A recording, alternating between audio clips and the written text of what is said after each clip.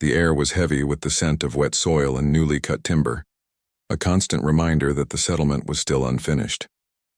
Darian wiped the sweat from his brow, his scarred hands gripping the edge of the tool belt strapped to his waist. He had come here to escape the silence of his old home, a silence filled with memories of laughter that would never return. Now, standing at the edge of the clearing, he watched the alien woman carefully position a rough gray brick against the foundation of a small dome-shaped dwelling. She was visibly pregnant, her blue skin gleaming in the afternoon sun, silver hair clinging to her damp forehead. Each movement was deliberate, strained, yet stubbornly determined. Darian had first noticed her 2 weeks ago, always working alone, stacking bricks as if the survival of the universe depended on her effort. The others in the colony often kept their distance, whispering that she had no tribe, that she was from a wandering people displaced by the wars. Her quiet presence unsettled them. For Darian, however, she was a strange mirror, someone who carried her grief like armor yet never stopped moving forward. He often caught himself staring longer than he should, wondering what story she carried beneath that silence. The woman's strength was not in brute force, but in a persistence that bordered on defiance. Even as her swollen belly pressed against the fabric of her worn clothing, she refused to slow down. Darian's instincts screamed that she shouldn't be lifting the heavy blocks alone, not in her condition. But whenever he approached, she would simply shake her head and continue her work. Her hands, roughened by stone and mortar, seemed to know no rest. It was not pity that held Darian rooted in place. It was recognition. Once he too had poured every ounce of himself into building something for a family, a home, a life, and once in the cruel blink of an instant it had all been torn from him. The laughter of his wife, the small footsteps of his child, the warmth of belonging reduced to ashes. Watching the alien woman lay brick after brick stirred that hollow place inside him, and with it, a dangerous flicker of hope. The settlement had rules, spoken and unspoken. Don't meddle in the affairs of those who don't ask. Don't grow too close to outsiders. Survival required focus, not entanglement. Yet as he watched the woman pause to catch her breath, pressing a hand against her back with a quiet grimace, Darian found the rules slipping from his mind. He saw not an outsider, not an alien, but someone desperately trying to build a safe place for a child not yet born. Her determination left him restless at night. Each thud of stone in the daylight echoed in his head long after darkness fell, mingling with the phantom laughter of the family he had lost. He told himself he was simply worried for her health, that no one in her state should bear such a burden alone. But in truth, the ache in his chest came from something deeper, something long buried that refused to stay quiet. One afternoon, he found himself standing closer than ever before, tools dangling uselessly at his side. She lifted another brick, arms trembling, and staggered slightly before steadying herself. Darian stepped forward instinctively, his voice rough with hesitation. "You shouldn't be doing that alone." Her silver eyes flicked to him, sharp and wary. For a long moment she said nothing, as if weighing whether to acknowledge his concern. Finally, she shifted the brick into place and straightened with quiet pride. "It must be done," she said, her accent thick but clear. "No one else will build it for me." Darian clenched his fists, torn between respect for her resolve and frustration at her isolation. He wanted to tell her she didn't have to carry everything alone, but the words caught in his throat. He knew too well the instinct to wall oneself away, to keep moving simply to outrun the emptiness. Still, he lingered, unwilling to walk away this time. Days passed, and his silent watching turned into small gestures. He left water by her worksite when the sun burned hot. He sharpened her tools when she left them unattended. She never thanked him, never asked for more, but he noticed the faintest softening in her gaze when their eyes met. A fragile truce was forming, unspoken yet undeniable. Her pace never faltered, though her strength clearly waned. Each evening, Darian found himself worrying that she would collapse before the home was complete. The thought gnawed at him in ways he couldn't explain, until one day he couldn't bear the distance anymore. Without waiting for permission, he picked up a brick from the pile and set it beside hers. The alien woman froze, her eyes narrowing. "Why?" she asked simply, her voice carrying suspicion edged with exhaustion. Darian hesitated, then spoke the truth he hadn't admitted even to himself. Because no one should have to build alone. For the first time, her face shifted, the hard lines of defiance softening into something more vulnerable. She studied him for what felt like an eternity, then gave a small, reluctant nod. "One brick, then," she said, almost a whisper. That night, as the stars spread across the sky, Darian lay awake with a strange warmth stirring in his chest. It was not love, not yet, but something dangerously close. A quiet promise that maybe, just maybe, there was still life beyond grief. The next morning, he returned to her side without hesitation, ready to carry another brick. The rhythm of building became their unspoken language. Darian would lift a brick, press it into place, and she would smooth the mortar with steady hands. Sometimes their fingers brushed, rough human skin against the cool texture of her blue flesh, and neither spoke of it. They worked in silence, but the silence was no longer empty. It was a silence filled with purpose, with the quiet hum of two lives intertwining. For Darian, the act of lifting stone felt like lifting himself out of the grave he had dug in his heart years ago. She rarely spoke, but when she did, her words carried weight. Her name, he learned, was Solara. She said it without flourish, as if it were a detail unworthy of attention, but he repeated it in his mind until it became a steady rhythm. Solara. It was a name that carried dignity, like stone beneath mortar, firm and lasting. He didn't ask about her past, though curiosity clawed at him. She guarded her story just as he guarded his. For now, building was enough. Every morning, Darian found himself waking earlier, compelled by a strange eagerness. He told himself it was responsibility. No one else would help her if he didn't. But deep down, he knew it was more. The sight of Solara at work, hair glinting like strands of moonlight, belly full with a life yet unborn, gave him a reason to move again. In her persistence, he saw something worth standing beside. Other settlers began to notice. Whispers drifted through the camp as people paused to watch the human widower and the alien woman side by side. Some scoffed, muttering about wasted energy on strangers. Others shook their heads at what they called foolishness, building a home in a place where homes were never safe. Darian ignored them. He had ignored people before when they told him his grief would swallow him whole. He would ignore them now, because this time he was building more than walls. Solara, however, did not ignore the whispers. One evening, as the orange sun bled across the horizon, she turned to him suddenly. "Why do you stay?" she asked, her eyes sharp, searching. "You owe me nothing. My child is not yours. My home is not yours, yet you stay." Her words were not cruel, but they cut with honesty. Darian looked at her, struggling for words. He could have spoken of guilt, of grief, of loneliness that gnawed at his bones. He could have confessed that helping her felt like atonement for the family he couldn't save. But instead he said the only truth that mattered in that moment. "Because I don't want you to do this alone. And because watching you fight for something reminds me that I can still fight too." Her gaze softened, though only slightly. She said nothing more, but when she turned back to the wall, her movement seemed less guarded, less burdened. It was a fragile shift, but Darian clung to it, recognizing it as a seed planted in barren soil. The days grew longer, and with them came new struggles. Solara's pregnancy weighed heavier on her body. She would pause more often, one hand pressing against her lower back, the other steadying her belly. Darian took on more of the heavy lifting without complaint, yet he never robbed her of participation. He understood that to her every brick was more than stone. It was defiance, survival, a promise to the child she carried. To deny her that would be to deny her very existence. There were nights when fatigue pressed them both into silence, sitting side by side on unfinished steps as crickets sang from the dark woods. Darian found comfort in those quiet moments. He would glance at Solara and see her staring at the stars, lips moving in whispers of a language he didn't know, perhaps prayers, perhaps names of the lost. He didn't ask. Instead, he closed his eyes and let her voice carry him, a lullaby in a tongue not his own. One stormy evening, rain came down in sheets, washing over the half-built structure. Darian rushed to cover the mortar, expecting Solara to retreat, but she didn't. She stood in the downpour, hair plastered to her face, hands gripping the bricks as if daring the storm to stop her. He stepped beside her without hesitation, drenched to the bone, their shoulders brushing as they secured what they could. They laughed, actually laughed at the absurdity of it, the sound rising above the thunder like a challenge to the sky itself. In that laughter, Darian felt something crack open inside him.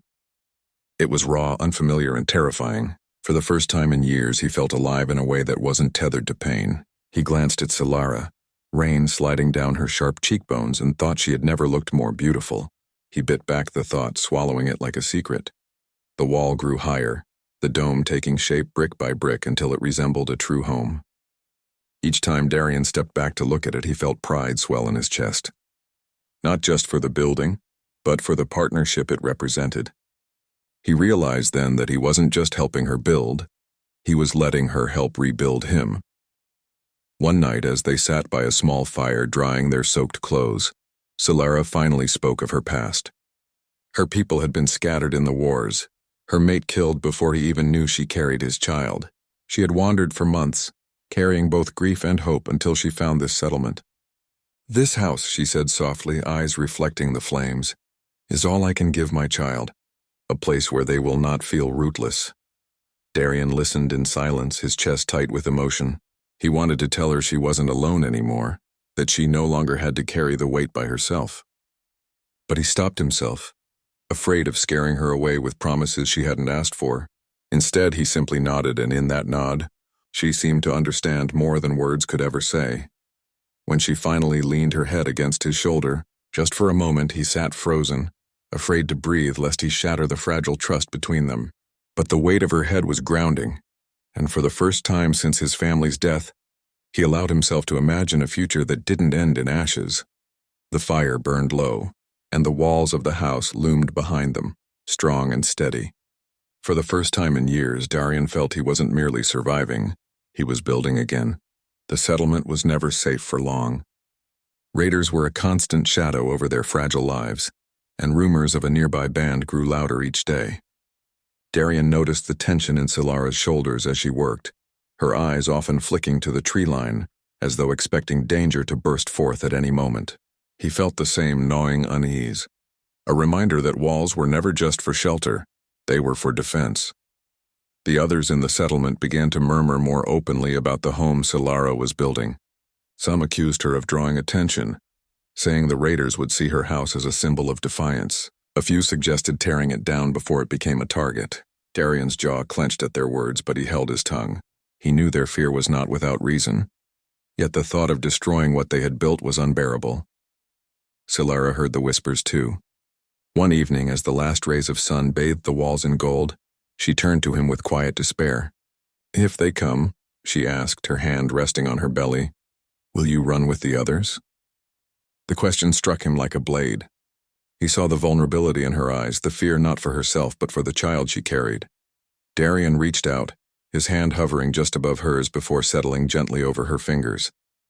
"No," he said firmly. "I won't run. I've run from enough in my life. If they come, I'll stand."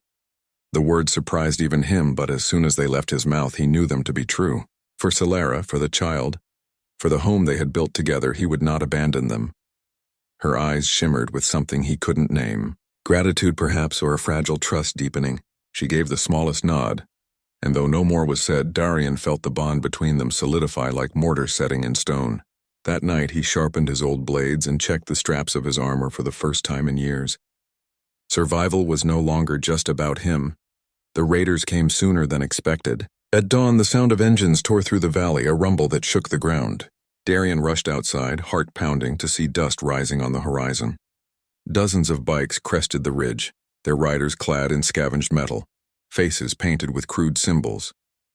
The settlement erupted into chaos as people scrambled to hide or flee. But Solara stood in the doorway of her half-built home, her hands protectively cradling her belly, her expression fierce despite her trembling. Darian positioned himself in front of her without hesitation. His body knew the stance before his mind caught up. Feet planted, weapons ready, every nerve alight. Memories of past battles flooded him, but this time he wasn't fighting for vengeance or pride. He was fighting for something far more sacred, the fragile dream of a future.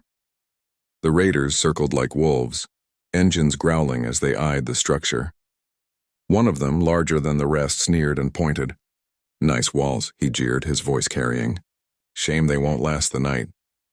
Laughter rippled through the pack, but Darian didn't flinch. He felt Solara's presence behind him, her breath uneven, and it anchored him. When the first raider lunged forward, Darian met him head-on. His blade clashed against rusted steel, sparks flying. Adrenaline surged through his veins, sharpening every movement. He ducked, swung, drove his shoulder into the attacker's chest. The man fell hard and Darien stood over him like a shield. More came and Darien's muscles screamed as he fought, each strike fueled by years of grief and the desperate need to protect what little remained. Selara, though unable to fight, did not cower. She shouted warnings, pointed out attackers trying to flank, her voice carrying strength he hadn't heard before. At one point, she hurled a brick from the pile with surprising force, striking a raider and sending him stumbling back. Her defiance was fire, and it burned away the fear that threatened to consume them both. The battle stretched on, chaos erupting across the settlement as others joined the defense. Darien fought like a man possessed, blood on his hands and sweat stinging his eyes. Each time his strength wavered, he thought of the child inside Selara, of the walls they had raised together, and it pushed him beyond his limits. He was no longer just one man. He was the embodiment of a promise that no raider could shatter. Eventually, the raiders faltered. Their leader, wounded and humiliated, barked a retreat. Engines roared as they pulled back, leaving behind broken weapons and the stench of defeat.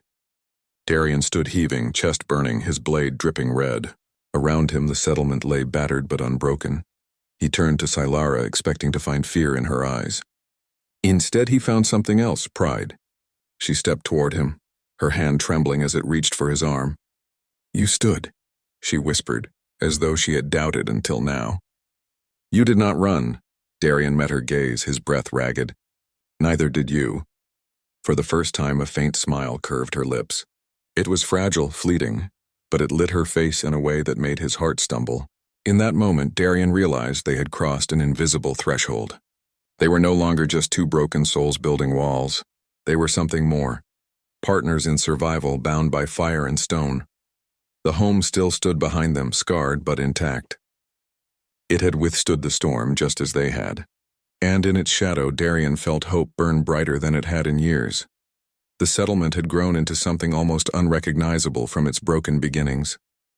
Where once stood charred ruins, now stood clean streets lined with sturdy walls, each brick laid by the hands of a determined alien woman who had never once faltered in her resolve. Joran walked those streets daily, the scent of freshly cut timber and drying mortar filling his lungs, and each time he did, he found himself struck silent by the quiet miracle unfolding around him. The people here had begun to smile again, their eyes bright with something they had long forgotten. Hope. Viara moved slower now, her belly heavy with the life growing inside her, but even so, she refused to stop. Joran often tried to convince her to rest, but she would simply shake her head with that quiet resolve that needed no words. He had long since given up on arguing with her, instead choosing to walk by her side, handing her tools, guiding her hand when the weight of the bricks became too much. Together they weren't just building walls, they were building a new foundation for themselves and for everyone who had lost everything. At night, the fires that once cast shadows of despair now painted the streets in gold, with music and laughter filling the air.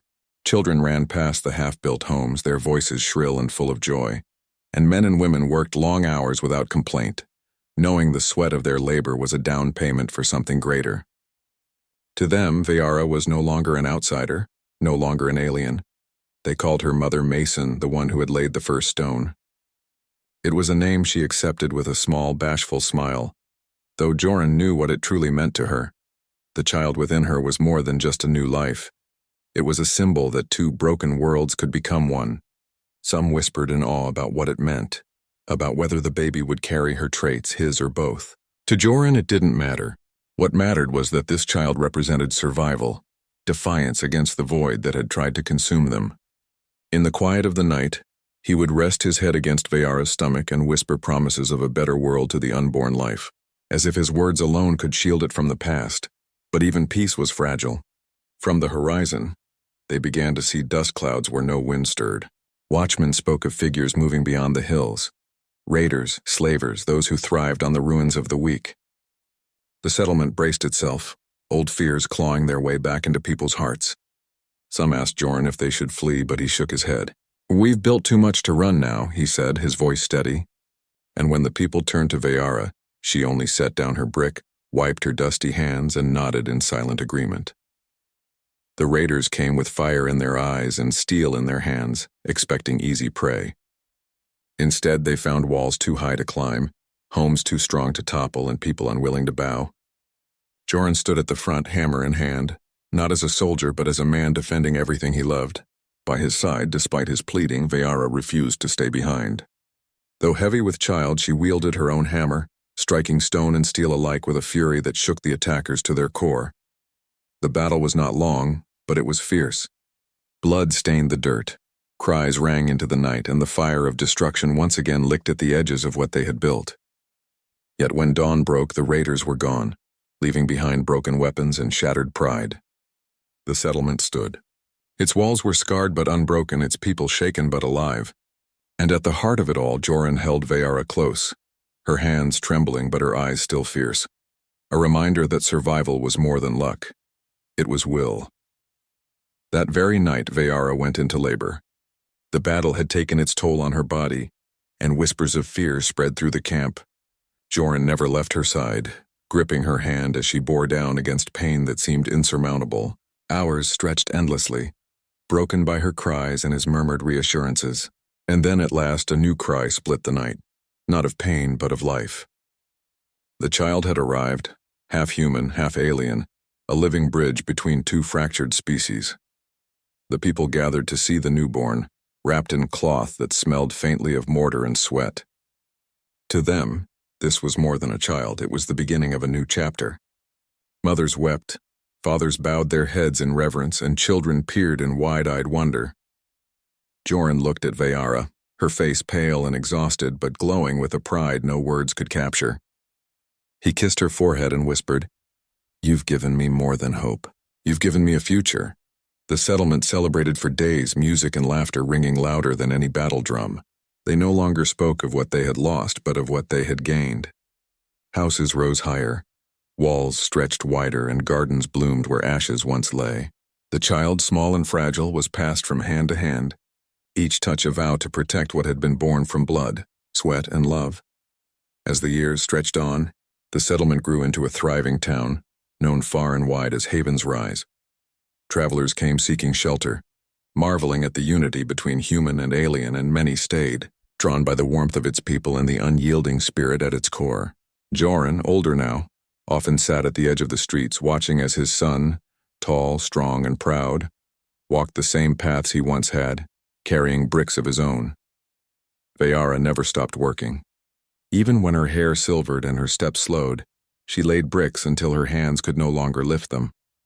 "Every wall I raise is a promise," she once told her son, her voice soft but firm. "A promise that no child will ever know the hunger and fear I once knew." Her son listened, and when her hands grew weak, he took up the hammer in her stead, his strikes echoing hers across the years.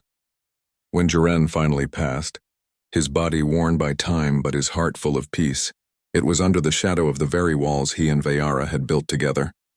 She held his hand to the last, her tears falling not from grief but from gratitude for the life they had made.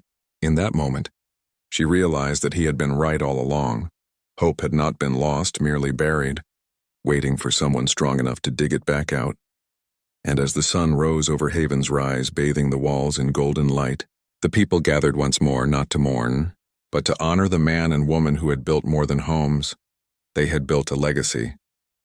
At the heart of it stood their son, brick in one hand, hammer in the other, ready to continue what had begun with one orphaned man and one alien woman who refused to give up.